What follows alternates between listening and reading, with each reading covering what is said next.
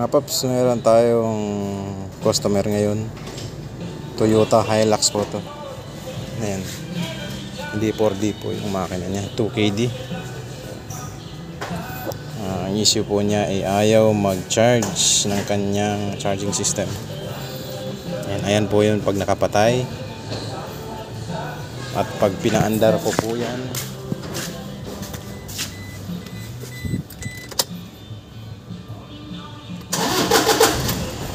ayan, may naka-indicate na battery sa dashboard. Tapos dito hindi nagbago. Ang normal po na charging nito ay 13.8 hanggang 14 volts po ang normal charging po nito. Pagka bumaba po yan ay hindi po nagcha-charge siya.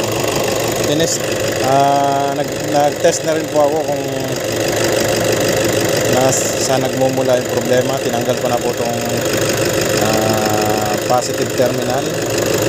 Namatay po yung makina. Ibig sabihin po hindi nagkakarga yung alternator, hindi niya nasusuplayan yung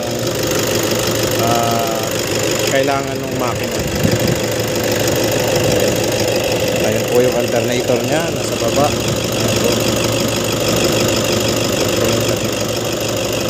Tinignan ko rin po yung fuse niya, buo naman po. Kaya kakalasin ko na po yung alternator kasi halos kadalasan po, mostly sa Toyota, kadalasan po ang may problema dyan yung pong pulley lang, kasi one way direction lang po yung ano niya, ng trabaho po niyan. Ngayon pag umikot po yan